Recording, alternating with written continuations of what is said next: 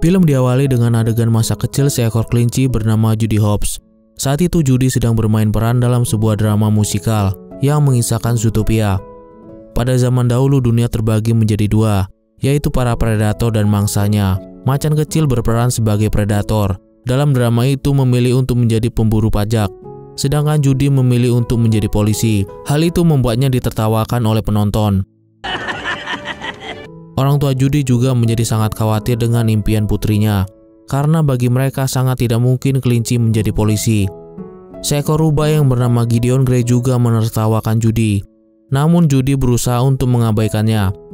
Kemudian Judy menjelaskan bahwa sejauh 211 mil berdiri sebuah kota yang bernama Zootopia, tempat di mana nenek moyang mereka untuk pertama kalinya dapat hidup secara damai dan menyatakan siapapun dapat menjadi siapa saja.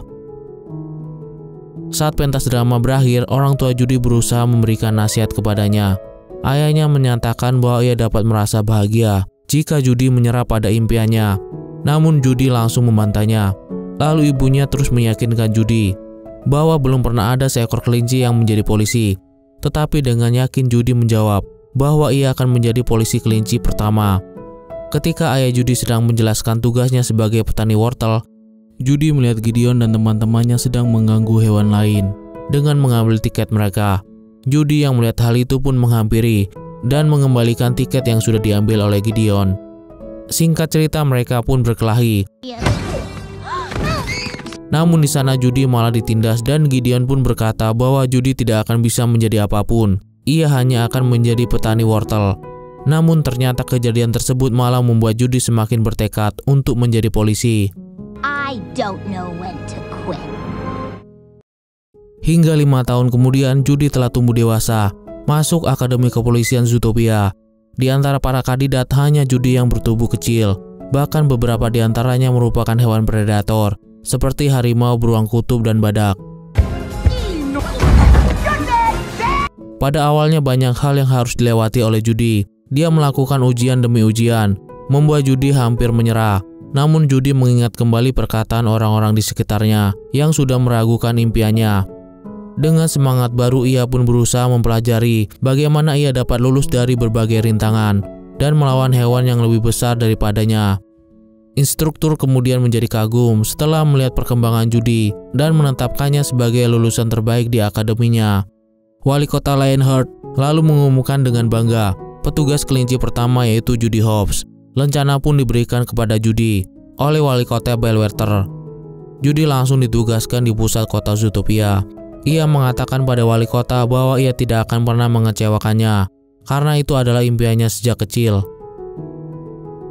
Kemudian Judy bersiap-siap untuk meninggalkan kota kelahirannya dan pergi ke Zootopia. Orang tua Judy merasa bangga sekaligus khawatir akan kepergian putri kecilnya. Ayahnya lalu mengatakan jika di Zootopia dipenuhi oleh para predator. Bahkan ibunya kembali mengingatkan akan kejadian antara Judy dan Gideon waktu masa kecil. Hal itu membuat mereka memberikan sebuah paket berisikan alat pertahanan dari hewan buas terutama rubah. Tak lama kemudian kereta menuju Zootopia pun tiba. Judy lalu berpamitan pada orang tua dan saudara-saudara yang lain. Setelah melewati perjalanan yang panjang, akhirnya Judy tiba di pusat kota Zootopia. Di sana ia merasa takjub melihat bangunan megah dan para hewan hidup berdampingan dengan damai. And welcome to the Grand Pangolin Arms. Keesokan harinya setelah bangun tidur, Judy bergegas pergi untuk hari pertamanya bekerja. Tak lupa ia selalu membawa alat pembasmi rubah yang telah diberikan ayahnya. Saat sampai di kantor polisi, Judy bertemu dengan Klaus Hauser. Dan ia terkejut melihat seekor kelinci menjadi polisi. Setelah diberitahu tentang pembagian tugas oleh Klaus Hauser, ia pun sekarang sudah ada di ruangan tersebut bersama petugas lainnya. Di sana ketua Bogo datang memberitahukan kepada timnya bahwa terjadi kasus hilangnya 14 hewan predator secara misterius. Ketua Bogo lalu membagi tugas kelompok pada timnya untuk pergi dan menemukan hewan yang hilang tersebut. Namun Judy hanya diberi tugas untuk menjadi petugas parkir. Finally, parking duty. Parking duty? Ia pun merasa kecewa dan meminta agar diberikan kasus mengenai hewan hilang tersebut. Akan tetapi ketua Bogo tidak memberikannya, Karena kesal, Judy mengatakan akan membuat 200 tiket denda parkir, bahkan sebelum tengah hari nanti. Kemudian Judy mengandalkan indera pendengarannya yang tajam, lalu menghampiri setiap kendaraan yang sudah melewati batas waktu untuk parkir. Hingga akhirnya ia berhasil mengumpulkan 201 tiket sebelum tengah hari termasuk mobil mungilnya. 201. Ketika sudah bertugas, Judy melihat seekor rubah yang mencurigakan. Setelah mengikutinya, ternyata rubah tersebut hanya ingin membelikan putranya sebuah es krim jumbo, namun pemilik toko menolak untuk memberikannya. Judy merasa iba lalu membantunya dengan menyinggung cara toko tersebut menyajikan es krim yang melanggar aturan kesehatan. Dengan terpaksa pemilik toko pun mengalah dan berniat memberikan es krim tersebut. Namun rubah tersebut lupa membawa dompet. Tak tega melihat anaknya kecewa, Judy akhirnya mentraktir mereka dengan membelikan es krim tersebut. Rubah itu pun merasa berterima kasih dan membuat mereka saling berkenalan. Wild, Nick Wild. Akan tetapi rubah yang bernama Nick tersebut ternyata telah berbohong. Setelah ditelusuri, Judy mengetahui jika es krim tersebut akhirnya malah dicairkan dan dibukukan kembali untuk ukuran yang lebih kecil dengan mengubahnya menjadi popsicle. Nick menjual semua itu pada para hamster seharga $2. Judy pun langsung mengungkapkan kemarahannya pada Nick. I stood up for you? You liar!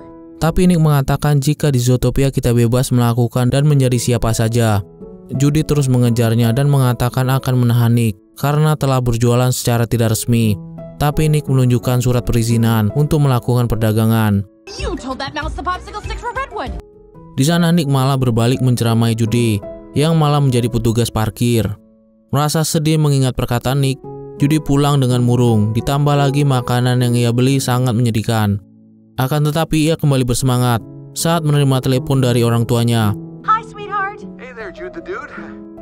Keesokan harinya ketika Judy tengah merasa sedih, seekor babi pemilik toko bunga tiba-tiba menghampirinya dan mengatakan bahwa tokonya telah dicuri oleh seekor musang. Mendengar hal tersebut, Judy bergegas mengejar musang tersebut hingga memasuki kawasan para tikus. Di sana Judy merasa kesulitan karena harus berhati-hati agar tidak melukai kawanan tikus. Setelah aksi kejar-kejaran, musang itu kemudian melempar sebuah donat raksasa yang hampir saja mengenai salah satu tikus. Beruntungnya Judy dapat menyelamatkannya. Setelah menangkap musang itu, Judy dipanggil oleh ketua Bugu. Tapi saat sedang membicarakan mengenai kesalahan yang dilakukan oleh Judy, Nyonya Otterton masuk dan meminta tolong untuk segera menemukan suaminya yang hilang. Melihat hal tersebut, Judy berinisiatif mengajukan diri untuk menangani kasusnya. Namun ketua Bugu tidak menyetujuinya dan berniat mengeluarkan Judy dari anggota kepolisian. Who will not be taking the case. Namun wakil wali kota Belware ternyata sudah mendengar bahwa Judy akan menangani kasus tersebut. Dan akhirnya ia meminta bantuan Judy untuk melakukan tugasnya. Ketua Bugu lalu memberikan Judy kesempatan untuk menangani kasus itu. Dengan syarat jika ia tidak dapat menyelesaikan kasusnya dalam waktu 48 jam, maka Judy akan dipecat. Tanpa pikir panjang, Judy menerima tawaran tersebut dan mulai memecahkan kasusnya. Okay, deal. Melihat Nick ada dalam foto laporan kasus itu, Judy pun mau meminta kerjasama Nick dalam mencari Tuan Everton. Namun setelah bertemu, Nick menolak. Akan tetapi pada akhirnya Nick dengan terpaksa mau mengikuti keinginan Judy agar ia tidak dilaporkan atas tuduhan penggelapan pajak dengan sebuah bukti rekaman yang ada pada pulpen wortelnya. 5 days a year since I was 12. Prison cafeteria. I don't know where he is. I only saw where he went. Kemudian Nick membawa Judy ke sebuah klub yang dikenal mistik. Setibanya di sana mereka menemui instruktur yoga dan Judy berhasil mendapatkan informasi mengenai Tuan Everton. Setelah mendapat plat mobil yang membawa Tuan Everton terakhir, Nick membawa Judy ke tempat yang lain untuk menemui temannya yaitu Flash, di mana ia dapat melacak nomor plat tersebut. Setelah lama menunggu, akhirnya mereka berhasil mendapatkan lokasinya. Here. Tundra Town! It's in Tundra Town! Namun saat keluar hari sudah malam dan tempat tersebut sudah digembok. Judy yang tidak memiliki surat izin untuk melakukan investigasi lalu melempar pulpen wortelnya, melewati pagar dan masuk ke dalam tempat tersebut lebih dulu daripada Nick. Judy yang sudah berada di dalam dan memegang kembali pulpennya membuat Nick terpaksa mengikuti kemauan Judy lagi. Singkat cerita, mereka akhirnya menemukan mobil tersebut dan masuk untuk mencari petunjuk. Terlihat pada bagian dalam mobil terdapat berkas cakaran dan dompet milik Tuan Everton, serta sebuah bulu beruang kutub. Melihat sekeliling, Nick merasa mengenal pemilik mobil tersebut. Kemudian ia pun panik dan mengajak Judy untuk segera keluar. Namun ketika ia membuka pintu, sudah ada beruang kutub di depannya, yaitu Raymond dan Kevin, yang merupakan pengawal Tuan Big. Mereka lalu membawa Nick dan Judy untuk menemui Tuan Big, yang ternyata adalah seekor tikus.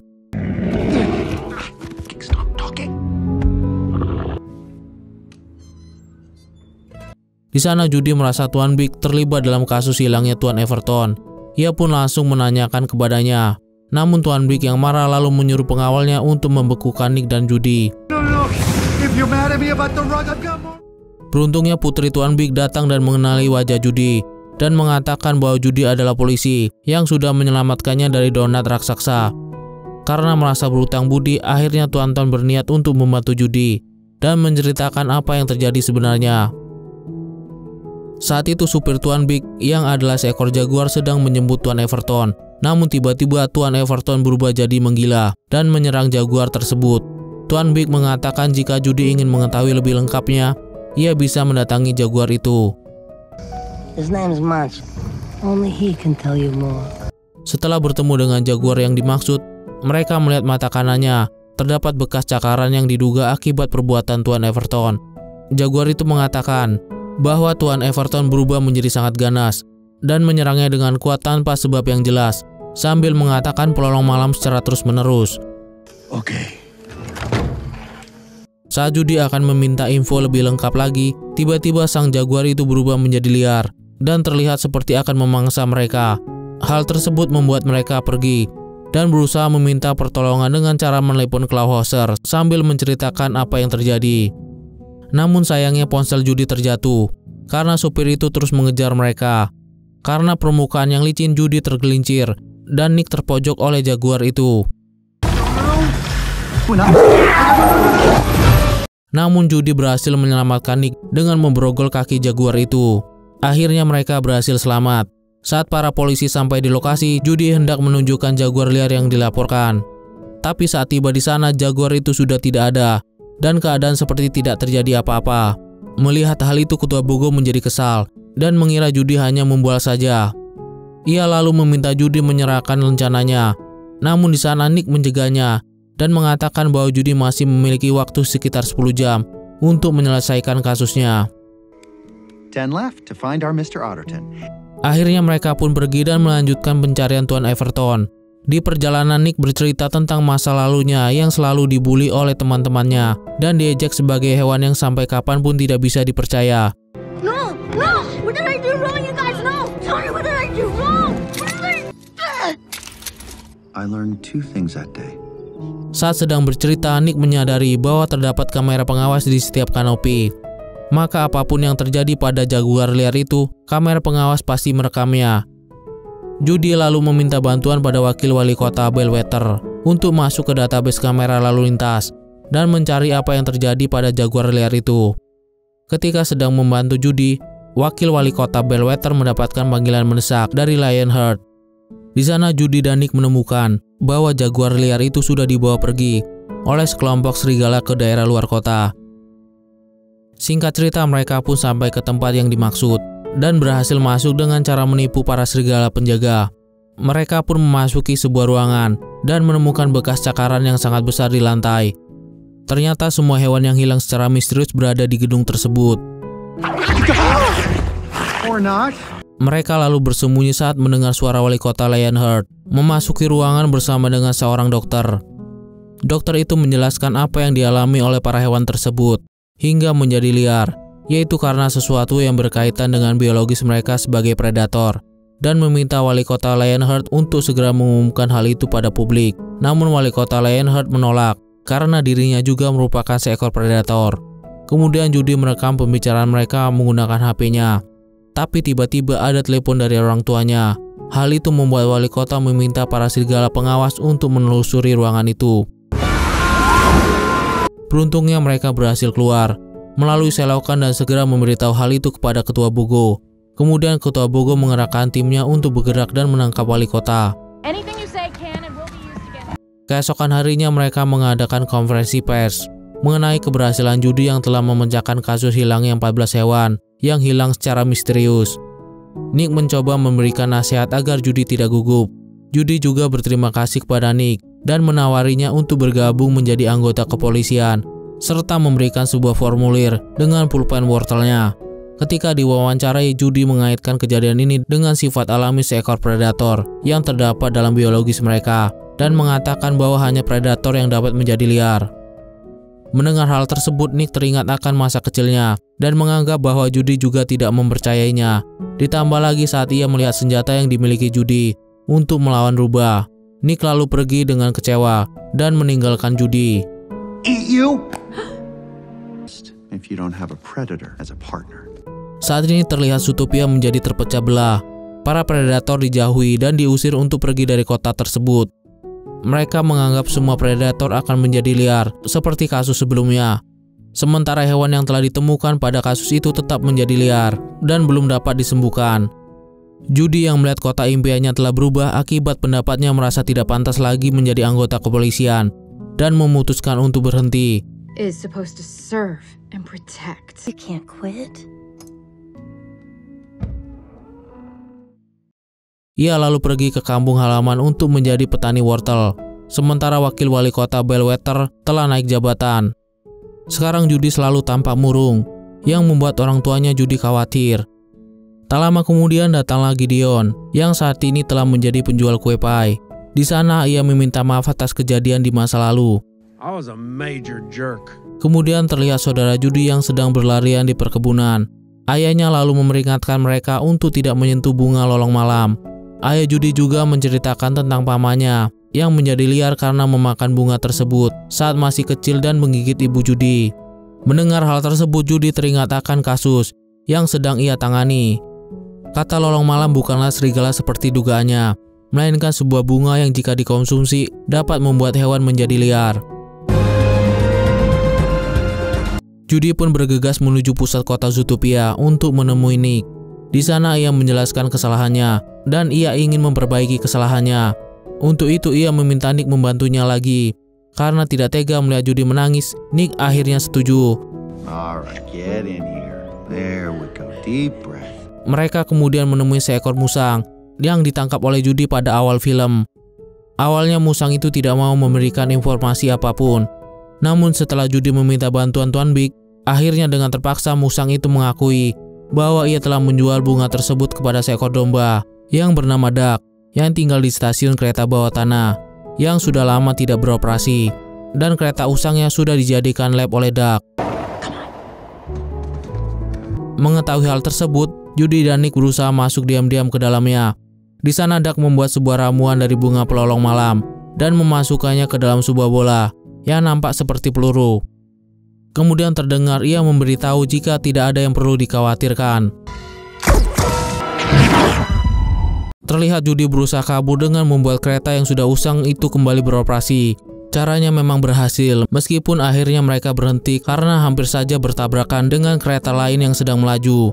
Namun keretanya melaju terlalu cepat dan akan menabrak tembok. Beruntung mereka sempat keluar sebelum akhirnya kereta itu meledak. Hal itu membuat kasus itu tidak dapat ditindaklanjuti karena semua bukti sudah ikut meledak dengan kereta itu. Tapi ternyata Nick sudah menyelamatkan salah satu barang bukti, yaitu pistol yang berisikan serum tadi. Mereka lalu berencana membawa barang bukti tersebut ke polisi melalui jalan pintas Museum Sejarah Alam. Namun ketika akan menuju ke pintu keluar, Judy bertemu dengan wali kota Bellwether bersama domba pengawalnya. Dari sinilah Judy merasa curiga.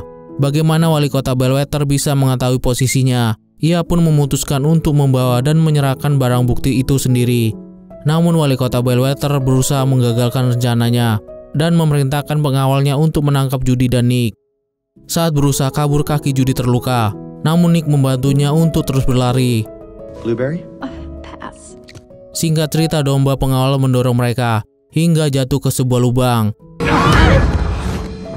Barang bukti yang semula dipegang oleh Judy kini beralih ke tangan wali kota Bellwether.